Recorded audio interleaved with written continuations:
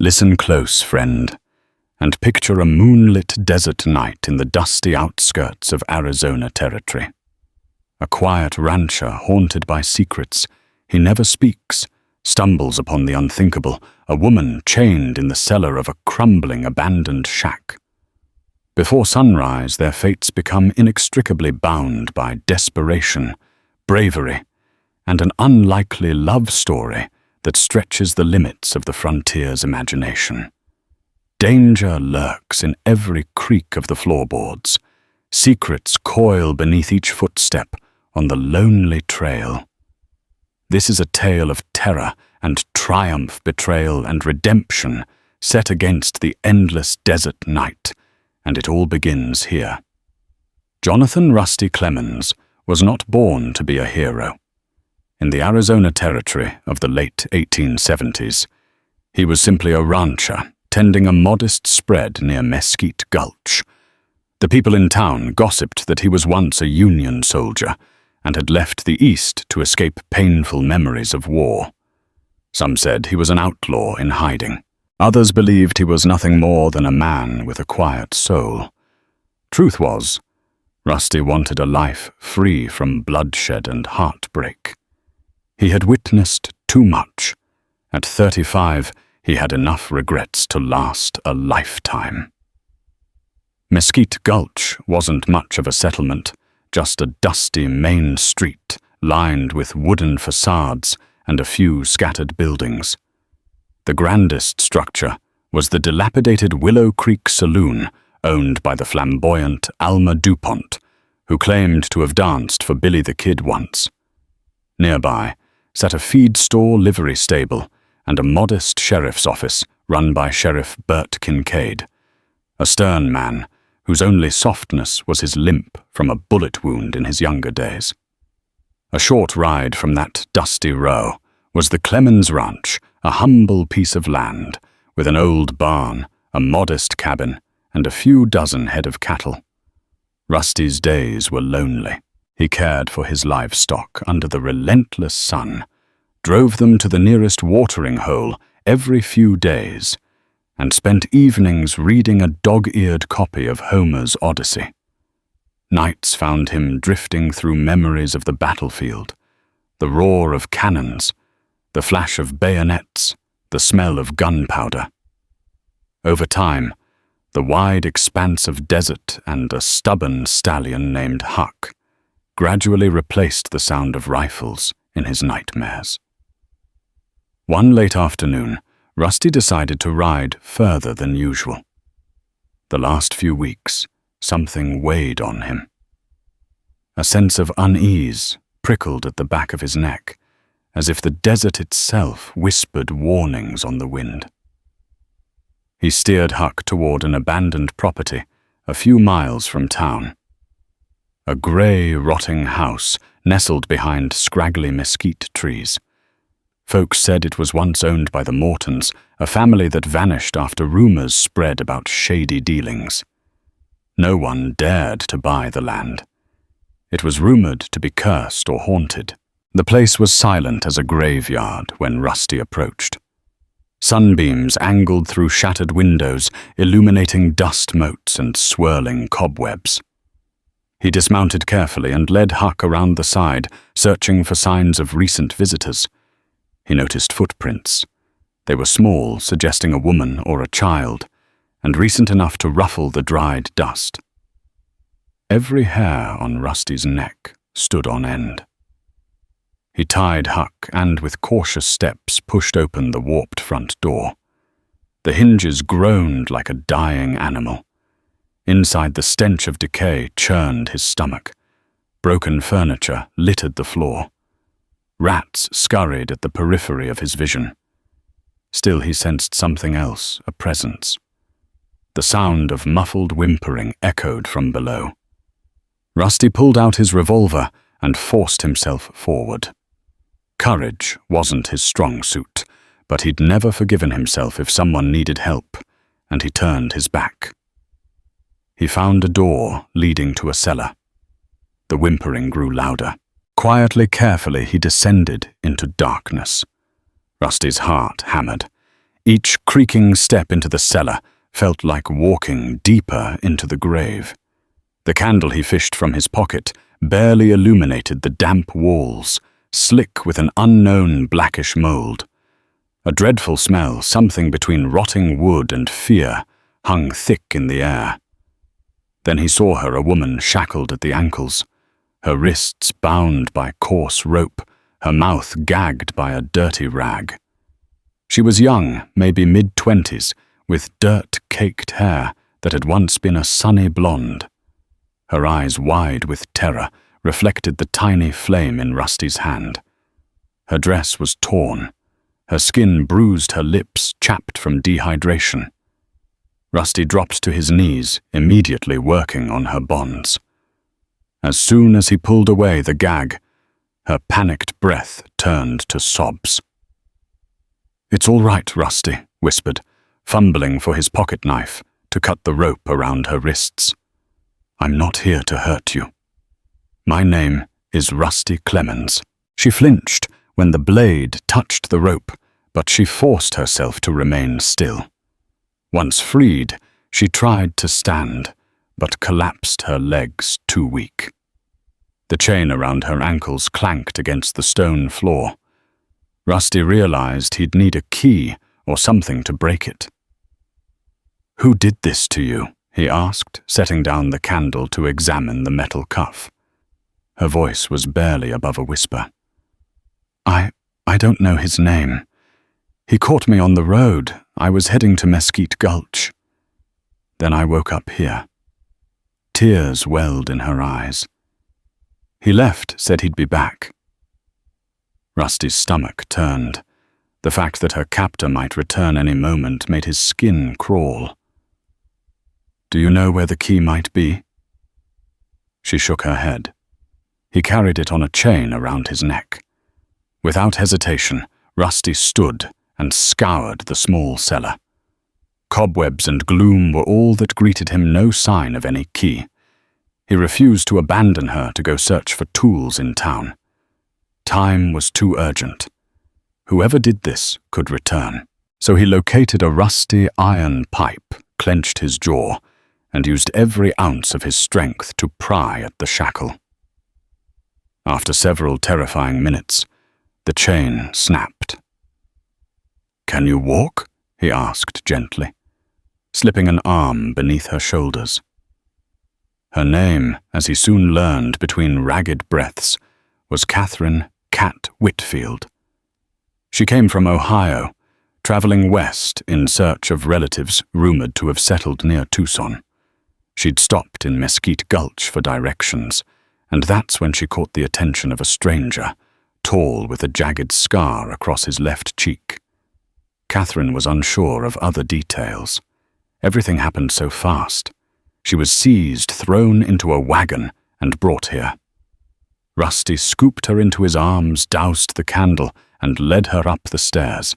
Darkness pressed in, but he held her close. The main room's light was fading fast with the setting sun. They couldn't stay. Every instinct told Rusty to flee. Outside, Huck stomped anxiously. "Hold on," Rusty whispered, helping Catherine onto Huck's back. "I'll walk and steady you." She trembled from shock as the stallion snorted. Rusty led them away from that wretched house, hoping to reach his ranch before the captor returned. He cast a final glance over his shoulder at the rotting structure, a sense of foreboding churning inside.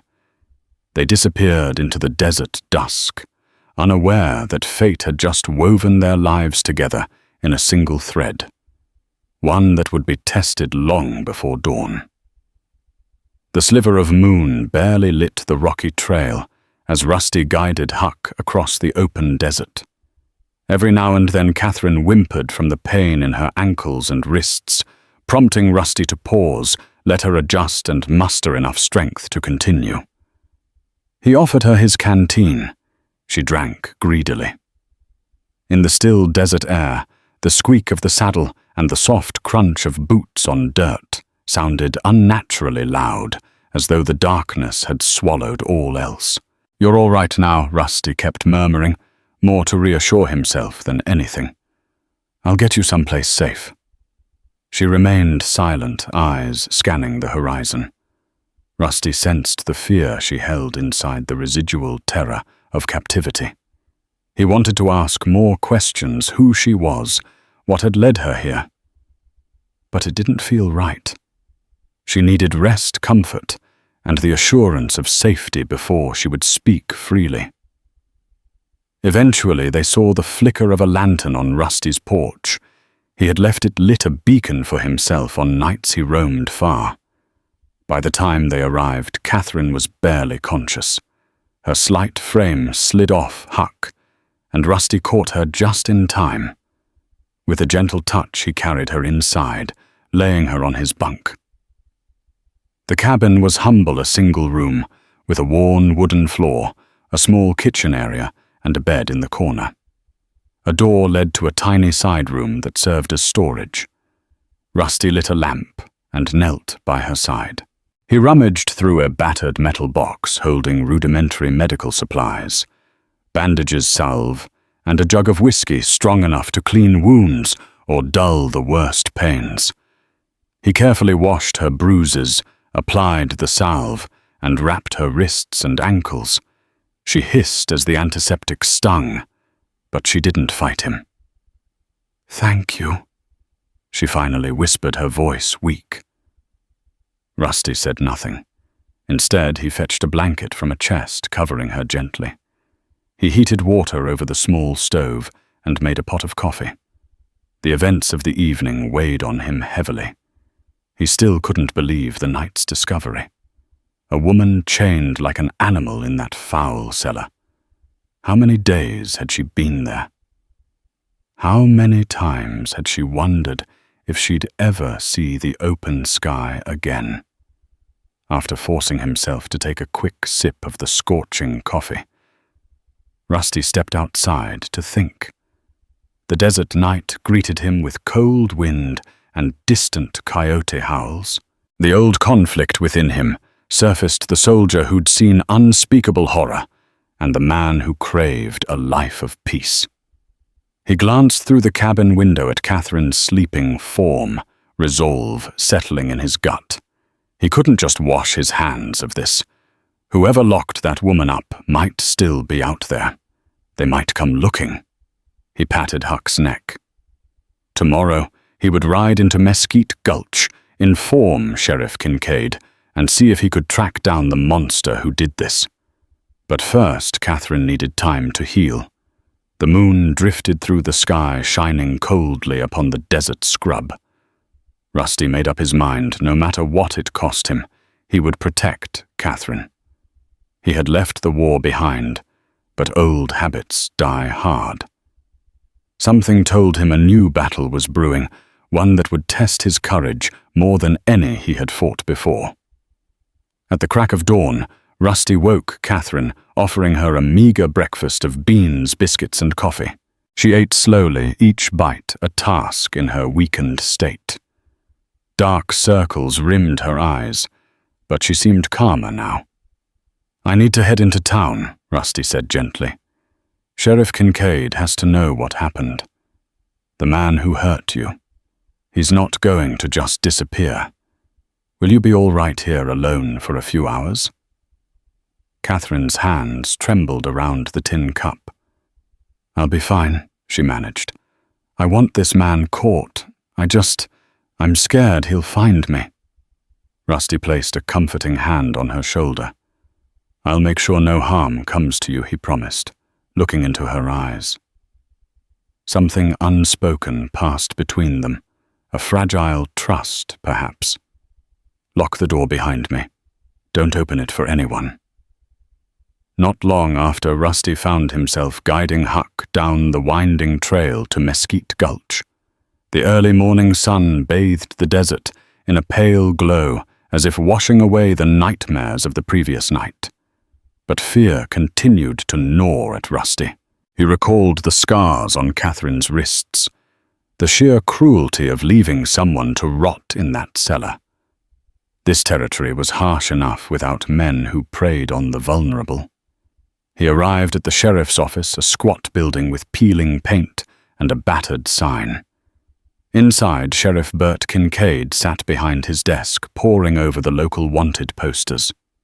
Bert was a large man, his hair thinning and his perpetual scowl deepened by the memory of an outlaw's bullet still lodged somewhere near his spine.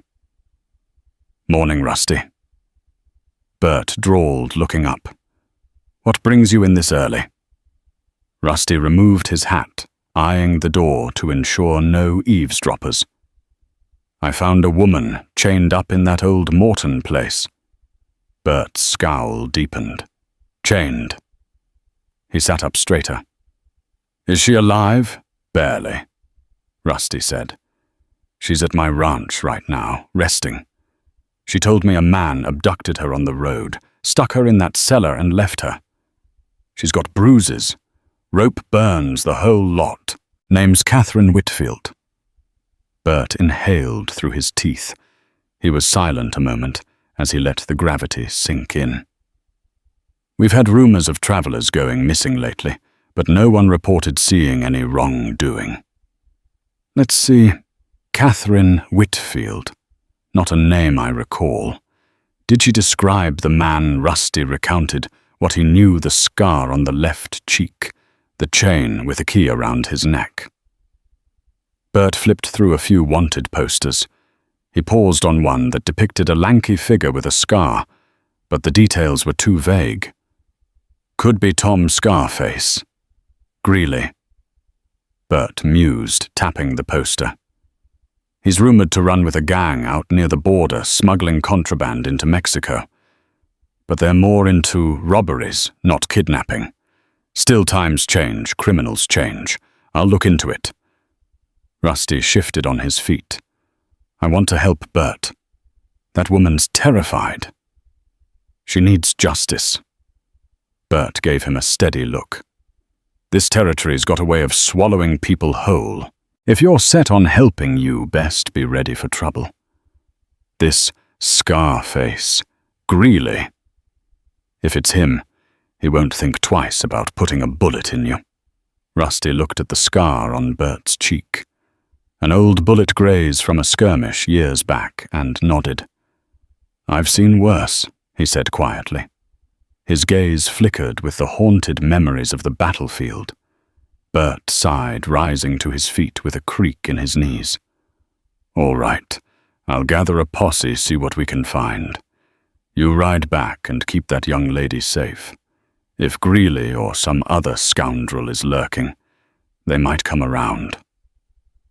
A subtle tension settled in the air, a sense that something dark was stirring in the dusty corners of Mesquite Gulch. Rusty placed his hat back on and headed outside. The sun was higher now, bathing the street in a glare that made the wooden buildings shimmer. He couldn't shake the feeling that trouble was just beginning, and that Catherine Whitfield was caught in the center of it, like a lamb thrown to wolves.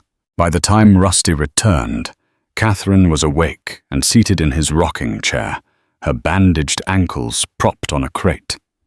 She sipped water from a tin cup, her eyes a bit more focused. The day wore on, with Rusty helping her, offering what little he had: broth, bandages, quiet conversation. At times she gazed out the small window as if expecting a phantom to appear. Despite his gentle reassurance, Rusty saw a ghostly tension in her every movement. Toward evening, Sheriff Kincaid arrived with 2 deputies. They questioned Catherine about her ordeal. The memory was harrowing, but she managed to recount the abduction and the man's threat to return. Sheriff Kincaid frowned deeply, cautioning them both that the territory wasn't safe. "We'll do our best to track him," he said, touching the brim of his hat in farewell. "But keep your doors barred." Hours later, after the sheriff had gone, Catherine and Rusty sat in silence, lit by the glow of the lantern. Mesquite Gulch was too remote for help to arrive swiftly if danger came calling. Catherine's gaze kept drifting to the door, her body rigid. Rusty saw her exhaustion. She looked as if she might faint from mere worry. Eventually, Catherine spoke, her voice trembling. I can't stay here alone if he comes back. He'll kill me if he finds me." Rusty knelt beside her. "No one's going to kill you. I'll be here." She lowered her eyes. "I barely know you. You've been kind, but what if the law decides I need to move on? I have no family out here except distant relations I've never met. Wherever I go, he could find me again." Her fear was tangible. Rusty understood that while the West offered opportunity, it also devoured the unprepared. Women traveling without family or husband were easy targets for outlaws. He recalled the quiet vow he'd made to protect her. But the thought that formed in his mind next both terrified and intrigued him. Marriage. It was an unthinkably bold solution, but in the frontier towns it wasn't unheard of for two strangers to wed out of necessity, especially if it offered legal protection. "Catherine," he began hesitantly, "there is another way. If..." He stopped, his pulse drumming in his ears. "You can stay here under my protection, and folks wouldn't question it if you were my wife." She looked up, startled. For a moment they stared at each other, the gravity of what he said filling the air. I'm not forcing you, and it's not about romance," Rusty hurriedly clarified. "But in this territory, a woman traveling alone is always at risk. If you were my wife, you'd have certain rights, certain protections. People would think twice before bothering you." Her eyes welled with tears. "I don't know. It's so sudden. I mean, what about love?" Rusty lowered his gaze. "I've known love before. It didn't end well. But I believe in loyalty and doing right by a person who needs it. I'm offering you that, and a roof, and my vow that no harm will come to you while I live." Catherine wiped at her tears, the hours of trauma. The reality of her situation alone hurt. Hunted pressed in on her. A marriage might be her only chance at real protection. The clock was ticking, and she felt that man's presence hovering like a shadow over every future step. "All right," she whispered, her voice barely audible. "Before dawn. Let's do it. Then I won't have to fear what happens if the sheriff tries to send me away or if that man tracks me down." The weight of the decision sank in. Rusty nodded solemnly, a strange resolve forming in his chest. They decided they'd speak to the local preacher, an itinerant reverend named Amos Wright, who often performed late-night weddings for passing travelers. Their union would be quick legal and overshadowed by the threat of a faceless evil. Rusty lit an extra lamp, helped Catherine prepare as best they could in the cramped cabin. She smoothed her torn dress tears, staining her dusty cheeks, while Rusty changed into his cleanest shirt and battered waistcoat. Fate had a twisted sense of timing, Rusty thought. He once dreamed of a quiet, happy life, yet here he was about to marry a stranger, saving her from a monster lurking in the desert night. But he couldn't shake the feeling that despite the strangeness, this might be the best decision of his life, and that it wouldn't be easy. Not at all. The moon was high and bright as Rusty helped Catherine mount Huck once more. Her injuries still hurt, but she managed to stay steady in the saddle. Rusty led the stallion, a lantern swinging from his hand, to guide them along the trail to Reverend Wright's small chapel on the outskirts of Mesquite Gulch. The chapel was less a proper church and more a humble wooden structure with a rough cross nailed to the door. A single window glowed with lamplight. Rusty tied Huck to the hitching post, then offered Catherine his arm. She wore no veil, carried no bouquet. She looked like what she was, a battered survivor seeking refuge. They knocked softly. Reverend Amos Wright opened the door, his long white beard wagging with concern.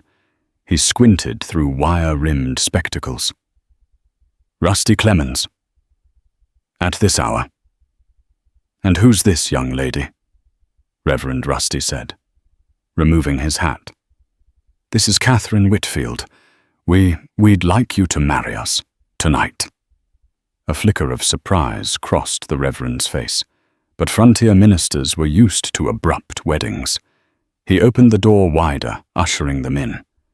The chapel's interior was modest, a few rows of benches, a small altar draped in a white cloth, and a hand-carved pulpit. An oil lamp flickered, casting long shadows on the walls. Reverend Wright cleared his throat. "I won't ask too many questions, but are you both willing?" Catherine, swallowing hard, gave a slight nod. Rusty placed a hand at her back, supportive yet uncertain. The Reverend retrieved a worn Bible from the pulpit. In the stillness of the desert night, his voice echoed softly against the bare walls. "Dearly beloved, we are gathered here in the presence of God and the wide sky above to join Jonathan Clemens and Catherine Whitfield in holy matrimony. Though the hour is late, love and necessity wait for no man. If there be any reason why these two should not wed, let it be known now or forever hold your peace." The only answer was the faint howling of coyotes in the distance. Reverend Wright turned to Rusty. "Do you, Jonathan, take Catherine to be your lawfully wedded wife, to have and to hold in sickness and in health, till death do you part?" Rusty's heart pounded. The vow was more than words. He was promising to stand between her and any danger that might come. "I do," he said, voice low but determined. The Reverend turned to Catherine. "Do you, Catherine, take Jonathan to be your lawfully wedded husband, to have and to hold in sickness and in health, till death do you part?" She looked at Rusty, tears wetting her lashes. The memory of being chained in that cellar, of the man who did it, surged through her thoughts. In Rusty's eyes, she saw safety, a chance for a new life, however uncertain. "I do." Rusty and Catherine clasped hands, the faint lamplight illuminating the bruises on her wrists. The Reverend's voice was quiet but resolute. "By the power vested in me by the territory of Arizona, and under the eyes of God, I now pronounce you husband and wife. May the Lord bless you both." No fanfare, no cheering crowd, just a hush that filled the tiny chapel. Rusty gently slipped an old silver band, his mother's wedding ring, onto Catherine's finger. She pressed her free hand to her trembling lips, overcome by the moment's gravity. In the hush, the distant wind rattled the door, as if reminding them that danger still lurked beyond these walls. They thanked the Reverend, who offered a prayer for their protection. Then Rusty led his new bride outside. The cold night air wrapped around them, the stars shining like old friends in the endless sky. Catherine looked up at Rusty, her exhaustion evident, but a glimmer of relief softened her gaze. "We're married," she whispered. The word felt foreign, yet somehow comforting. Rusty nodded, helping her onto Huck again. "We'll figure the rest out. Let's get home." But as they rode back to the ranch, a sense of foreboding prickled across Rusty's skin. He couldn't shake the thought that Scarface Greeley, or whoever had chained Catherine, was out there plotting. A wedding might give them legal standing, but a piece of paper wouldn't stop a bullet or a madman's revenge. One thing was certain: they had crossed a threshold this night. Life would never be the same for either of them. Sunrise crept over the desert like a reluctant promise. Catherine awoke in Rusty's bed, the same bed he'd given up to her since her arrival. She stretched, wincing at the lingering pain in her ankles. For a moment, she forgot where she was, until she remembered the events of the night the wedding. She was now Catherine Clemens, bound in matrimony to a man she hardly knew. Across the room, Rusty dozed in a makeshift cot near the hearth.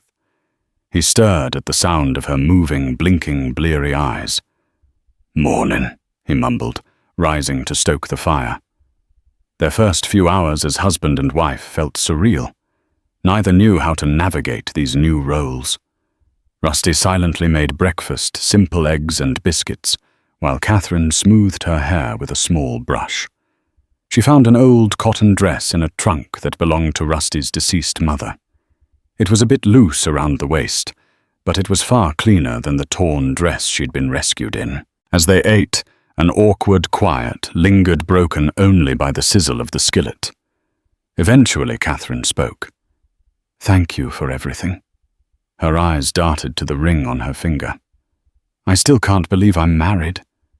Rusty offered a gentle smile. "I'm not sure if congratulations are in order. I just want you safe." She nodded, gratitude shining through her uncertainty. "I know. So do I." Rusty finished his biscuit and wiped his mouth with a handkerchief. "I'll be out tending the cattle and checking the fences. Promise me you'll stay indoors. Keep the rifle close." He pointed to a long rifle resting on a pair of hooks near the door. Her face paled at the thought of needing to use it. "All right," she agreed, "but hurry back." Rusty took his hat and headed into the blistering daylight. Catherine locked the door behind him, her heart pounding. The walls of the cabin felt both protective and confining. She busied herself tidying the small space, washing dishes, folding blankets, anything to keep her mind from fear. She replayed the horrors of the cellar and the face of her captor. Who was he truly? Why take her hours past? Midday heat settled like a heavy curtain. Catherine dozed in the rocking chair, awakened by the distant sound of hoof beats. Anxiety flared. She hurried to grab the rifle, creeping towards the window. Relief washed over her when she recognized Rusty. He dismounted, sweat staining his shirt from ranch work. She opened the door, letting the midday sun slash through the gloom of the cabin. "You all right?" he asked, concern etched across his face. "Just on edge," she admitted. Together, they shared a sparse lunch of hardtack and beans. Rusty considered riding out to the Morton place with the sheriff's posse, but decided it might be more prudent to wait until Catherine was stronger and the threat of her captor was clearer.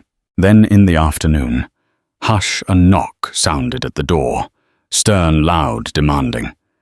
Catherine's breath caught in her throat. Rusty rose and answered, hand on his holster. It was Thomas Rutledge, a local rancher and known loudmouth. He tipped his hat, eyes flicking curiously to Catherine as she stood behind Rusty. "Howdy. Heard from Sheriff Kincaid that you took in a lady who got herself in some trouble." His voice was oily with false concern. "Any chance I might speak to her?" "My missus wanted to offer her some old clothes." Rusty's jaw tensed. Though Rutledge's words sounded kind, the man's reputation for stirring gossip made him wary. Still, they couldn't afford to isolate themselves entirely. Catherine placed a cautious hand on Rusty's shoulder. "It's all right," she whispered, stepping forward. "Thank you for the offer, Mr. Rutledge." Rutledge's gaze lingered a little too long on Catherine's bruises, her bandaged wrists. "Mercy. You poor thing. You let me know if you need anything else." He turned to Rusty with a smirk. "Heard a rumor you two up and got yourselves married. Quick work, that. Congratulations, I guess." Rusty's face hardened. "We did." "Anything else?" Rutledge shrugged. "Just wanted to be neighborly." He gave a curt nod. "I'll be going." As soon as he rode off, Catherine exhaled a shaky breath. I feel like I'm under a microscope. Rusty placed a hand on the small of her back, guiding her inside. The territory loves a scandal. Don't pay it no mind. But Catherine's anxiety refused to settle. The sun slanted through the cabin's window, leaving lengthening shadows that seemed ominous. She couldn't shake the feeling they were being watched. With the man who'd kidnapped her still on the loose, marriage to Rusty might be a shield for now. But the frontier had ways of testing even the strongest bonds. Days turned into a week. Catherine recovered enough strength to move around, though the bruises still darkened her skin. Rusty taught her how to operate the rifle properly, how to brace it against her shoulder, aim, and squeeze the trigger. She disliked the violence of it, but a new sense of empowerment settled in her eyes after she managed to hit a makeshift target. Their marriage evolved into a quiet partnership. Catherine mended clothing, prepared meals, and discovered an odd solace in the domestic tasks she had once taken for granted. Rusty worked the ranch occasionally, riding into Mesquite Gulch for supplies. At night, they would sit around the hearth, sipping coffee, sharing tidbits of their pasts. Slowly, Catherine learned more of Rusty's life, how he'd been an officer in the Union Army, how he lost a brother in the war, and how the death and destruction spurred him to seek isolation in the West. I watched my brother die at Gettysburg.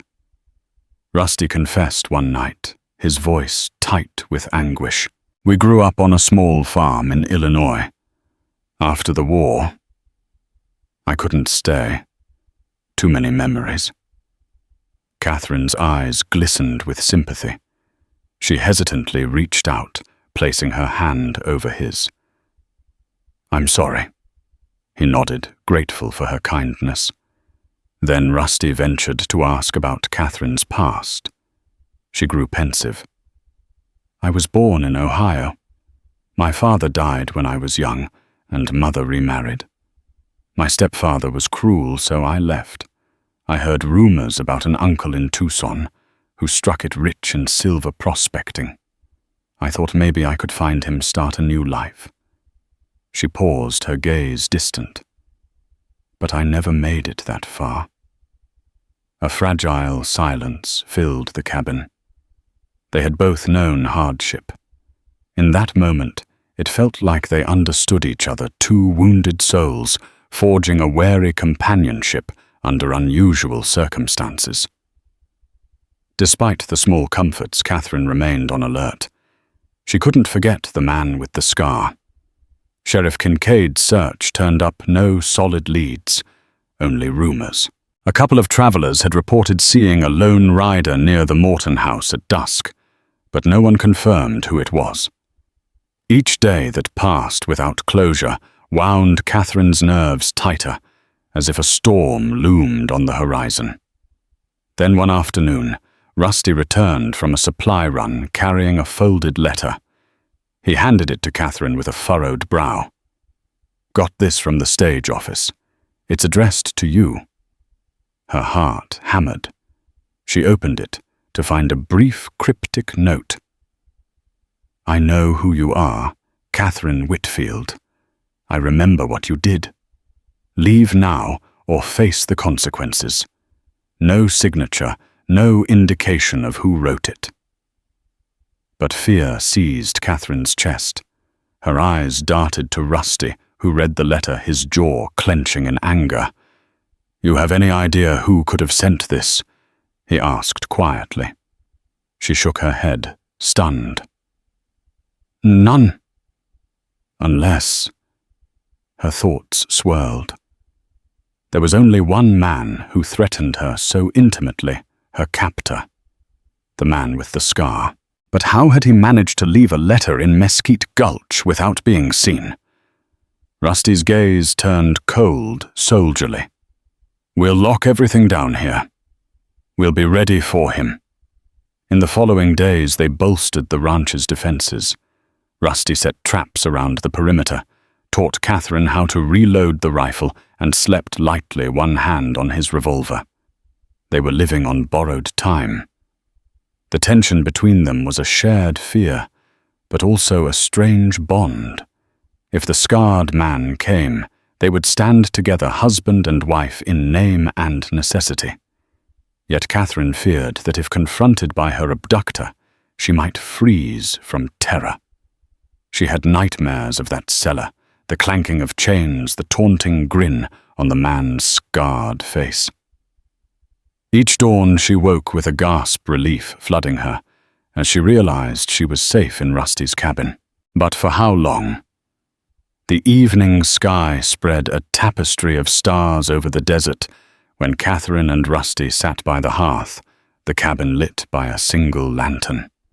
A cool breeze slipped through the open window, a reminder that even in the heat of Arizona days, nights could turn brisk. For a few quiet minutes, they ate supper, chili beans and cornbread, courtesy of the local store. But neither truly tasted the meal. They were both tense, anticipating a threat they could almost sense in the stillness. Then a knock at the door shattered the silence. 3 loud raps. Catherine's eyes went wide, her grip tightening on Rusty's arm. Rusty placed a finger to his lips, motioning for her to douse the lantern. He quietly lifted his revolver from the table, stepping towards the door. "Who's there?" he called. His voice was calm, but Catherine heard the tension beneath it. A muffled voice answered, "Sheriff Kincaid." "Open up, Rusty. It's urgent." Relief washed over Rusty's features. He opened the door just enough to peer outside. Indeed, there stood Sheriff Bert Kincaid, his brow glistening with sweat, arms crossed over his chest. "Mind if I come in?" the sheriff asked tersely. Rusty nodded, stepping aside. Catherine quickly relit the lantern, revealing the sheriff's exhausted face. "I've been chasing a lead," he explained, removing his hat to wipe his forehead. A wanted man was spotted south of town. Tall, scarred face riding a dark horse. "Could be your culprit. Thought you should know." Catherine shuddered, pulling her shawl tighter. "So he is here." Bert nodded grimly. "Likely. I've got a deputy staking out the old Morton place, but no sign of him yet. I'm warning folks not to travel alone." Rusty's eyes narrowed, stepping closer to the sheriff. "We got a threatening letter. Catherine's name on it. She recognized the handwriting as his." She shook her head. "I'm not certain, but it feels like him." Sheriff Kincaid cursed under his breath. "You two be careful. I'll keep a patrol around your area. If we spot him, we'll bring him in." He left as abruptly as he arrived. The moment the door closed behind him, the tension in the cabin doubled. Catherine locked the door, her hands shaking. Rusty stood near the window, peering into the darkness. Outside, the wind had picked up, rustling the mesquite and scattering dust. The moon was barely a crescent, offering little light, a perfect cover for any intruder. Hours dragged by. Rusty insisted on staying up, rifle across his lap. Catherine dubbed fitfully in the rocking chair, jolting awake at every noise. Finally, close to midnight, exhaustion took them both. Rusty urged Catherine to lie down in the bunk, promising to wake her at the faintest sign of trouble. Just as Catherine closed her eyes, a shrill whinny echoed from the corral. Huck was spooked. Rusty shot to his feet, grabbing the rifle. Catherine scrambled after him, heart hammering. He motioned for her to stay low, then slid open the door a crack to peer out. In the inky darkness, they could make out a lone figure near the edge of the corral fence. The outline of a horse behind him, silent and still. A tall man, broad-shouldered, wearing a wide-brimmed hat. As if sensing their gaze, the figure turned his head, the moonlight catching something shiny on his face. "A scar, perhaps," Catherine stifled a gasp. It was him. Rusty raised the rifle, aiming. "Stop right there!" he shouted into the night. The figure didn't move. The desert wind howled, swirling dust around them. Huck stomped nervously in the corral. Catherine's heartbeat thundered in her ears. Then, just as Rusty squeezed the trigger, the figure ducked behind a wooden post. The shot rang out, echoing across the ranch. Sparks flew as the bullet ricocheted off the fence. The intruder leapt onto his horse in one fluid motion, spurring it into a gallop. Rusty fired again, but the man was already disappearing into the darkness. A ghost with no name. Catherine sank to the ground, breathless. Rusty ran to the corral fence, scanning the horizon. Gone. The scarred man had come and vanished like a desert wraith. But his message was clear. He knew where they were. And he wasn't. Also wasn't finished. Sunrise revealed the tracks of the intruder's horse in the dust near the corral, trailing off into the rocky hills. Sheriff Kincaid and 2 deputies came to inspect, but the trail soon vanished among canyon paths that only seasoned outlaws seemed to navigate. Catherine stayed inside, eyes locked on the horizon, as if expecting the man to reappear at any moment. That day, a sense of dread settled upon the ranch like a shroud. Rusty stood guard while Catherine tended to chores. She insisted on helping cooking, cleaning, even mending the bullet hole in the fence. Every creak of the cabin made her jump, but she refused to remain idle. Fear gnawed at her, but she wouldn't let it paralyze her. As dusk approached, Rusty armed himself with both rifle and revolver. He set up a lantern outside to illuminate a portion of the yard, hoping to remove any advantage from an intruder lurking in the dark. Catherine lit candles in the windows, giving them a faint vantage point if someone approached. They ate supper by the flickering lantern. Catherine's appetite was gone. Her stomach twisted with anxiety. Finally, Rusty touched her hand gently. "We can't live like this forever," he said. "The sheriff will catch him, or he'll slip away eventually." She swallowed hard. What if he doesn't stop? What if he's here for a reason we don't understand? Rusty's eyes softened. "We'll face him together." There was an intimacy in the way he said it, an unspoken vow that went beyond the practical marriage they shared. Catherine felt a warmth in her chest, a comfort that maybe, just maybe, they were more than 2 strangers. She tried to ignore the thought, but it lingered. Night deepened. Rusty paced outside, scanning the horizons. Catherine tried to rest rifle within arm's reach. The hours inched by in taut silence. Then, sometime near midnight, a commotion erupted by the barn. Rusty rushed toward the noise with Catherine close behind. Flames licked up the side of the barn, smoke billowing into the star-dappled sky. Someone had set it ablaze. The horses inside whinnied in terror. Huck kicked his stall door eyes wild. "Get water!" Rusty shouted to Catherine, who sprinted to the well, lowering a bucket with trembling hands. Rusty dashed into the barn, pulling Huck's door open and leading him into the open.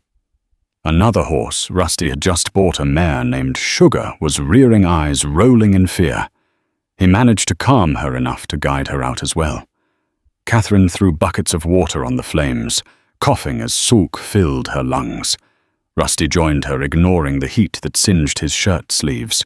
They fought the fire desperately, but the barn's dry timbers crackled, feeding the flames like tinder. Sparks flew into the night sky, an inferno, spiraling out of control. By the time the blaze was extinguished, half the barn had collapsed, leaving a charred skeleton of beams. Exhausted and covered in soot, Rusty and Catherine sank to the ground, tears streaking their ash-covered faces. "That was no accident," Rusty said, his voice raw. "He's trying to destroy everything we have." Catherine glanced around, adrenaline surging. "Where is he?" She scanned the perimeter, half expecting to see the scarred man lurking in the shadows, enjoying the chaos he had caused. But the night was silent, save for the crackling embers of the barn. A single piece of evidence remained near the barn door, a small scrap of cloth pinned to the wood by a knife. On it, crudely scrawled, were the words, "You can't hide from me." Catherine stared at the threat, her stomach twisting with dread. Rusty yanked the knife free and hurled it aside, rage boiling in his chest. He wrapped an arm around Catherine, and in the glow of the dying embers, they clung to each other. They were under siege, and there was no telling what the scarred man would do next. Morning brought no relief from the tension. The barn was gone, leaving the ranch exposed and Rusty's livelihood in peril.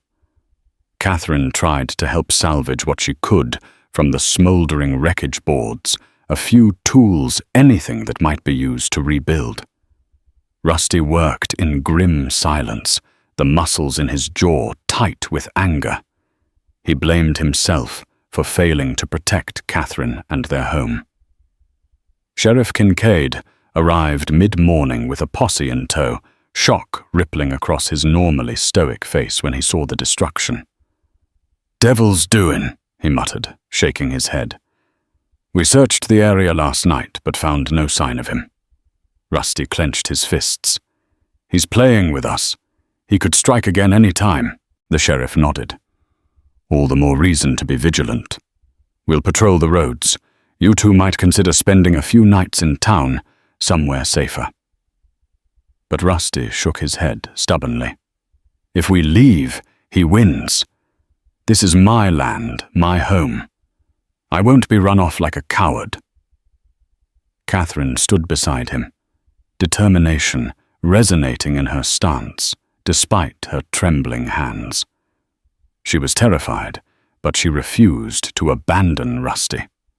This was their fight now. Sheriff Kincaid exhaled heavily. "I'll send word to Pinkerton's office in Tucson. Maybe they'll send an agent. In the meantime, keep a close eye on everything." With that, he and his posse rode off, dust rising behind them. Just when they thought they were alone, another rider appeared on the horizon. Catherine's heart thumped. Could it be the scarred man returning? Rusty tensed rifle in hand. As the horse drew closer, they recognized Thomas Rutledge, the neighboring rancher who'd visited days earlier. He dismounted, grimacing at the ruin of the barn. "I heard about the fire," Rutledge said, removing his hat. "Couldn't believe someone would do such a thing." Catherine studied him warily, uncertain if his concern was genuine or if he was here to snoop for gossip. Rusty's gaze was equally suspicious. "We're dealing with an outlaw, so the sheriff believes." Rutledge shook his head. "Well, I might be able to help. I got some spare lumber you can use to patch things up. Might keep your livestock sheltered at least." Rusty's brow furrowed. "Why would you help us?" Rutledge offered a crooked smile. "I'm no Saint Clemens, but I hate seeing good folks terrorized. We might not be best friends, but that doesn't mean I want you driven off your land." It was the first time Catherine sensed a shred of decency in Rutledge. She glanced at Rusty. They had little choice but to accept if they wanted to repair the barn before nightfall. "We appreciate it," she said softly. Rutledge nodded. "I'll send a wagon with some of my men. They'll help you rebuild. And if you find out anything about who's responsible, let me know. I'd hate to have a firebug roaming free around my spread." He tipped his hat to Catherine, then mounted his horse and rode off. Despite his gruff persona, his offer seemed sincere. Maybe even out here, alliances could be forged in the face of a common enemy. Through the rest of the day, Rusty and Catherine worked side by side with Rutledge's men, hammering salvaged boards and newly delivered lumber into place. The makeshift barn wasn't pretty, but it stood firmly, offering the horses shelter from the elements. Catherine found herself surprised by Rutledge's generosity. She caught him watching her once or twice, a curious expression on his face. By nightfall, the barn was functional, if not fully restored. Exhausted Catherine and Rusty thanked Rutledge. He merely shrugged. "Keep that rifle handy," he warned. "Whoever burned your barn might be planning something worse." As dusk settled, Catherine felt the hairs on the back of her neck stand up. She'd caught a glimpse of movement in the distance among the mesquite trees. Rusty had seen it too, some dark silhouette slinking away at the edge of their vision. Was it the scarred man spying on them, planning his next move? They returned to the cabin, barricading the door for another night of sleepless vigilance. One thing was sure: their enemy was relentless. The time was coming when words and warnings wouldn't suffice. Sooner or later, they would have to face this outlaw man to man, bullet to bullet. The hours before dawn were the tensest of Rusty and Catherine's lives. For days they had slept in short bursts, weapons within reach, their nerves worn thin. Sheriff Kincaid's patrols had turned up nothing, yet a sense of dread hung thick over the ranch. Catherine dozed in the rocking chair, rifle across her lap. Rusty paced by the window, his eyes scanning the lantern-lit yard. A sudden flicker behind the shed made him freeze. Someone was there. He extinguished the lantern darkness, swallowing the cabin. "He's here," he whispered, shaking Catherine awake. She jolted up, fear and readiness mixing in her gaze. They armed themselves quickly, Rusty with shotgun and revolver, Catherine with the rifle she now knew how to use. Outside, the air was cold, the sky paling slightly with approaching dawn. They crept along the cabin wall, breath shallow. Huck snorted nervously in the corral. Behind the shed, a tall man emerged, a shadow in the gloom. The moonlight caught the scar slicing across his cheek. Rusty stepped into view, shotgun aimed. "Don't move!" The man her captor sneered, whipping his hand toward Rusty with snake-like speed. A shot rang out. Rusty staggered, blood blooming on his upper arm. He fired back, missing by inches. The scarred man ducked and drew a revolver, aiming at Catherine now. Her hands shook, but she fired the bullet, struck his side, spinning him down. Rusty kicked away the man's weapon, panting through the pain. Catherine kept her rifle trained. "Why?" she demanded. "Why me?" The man laughed, bitter and broken.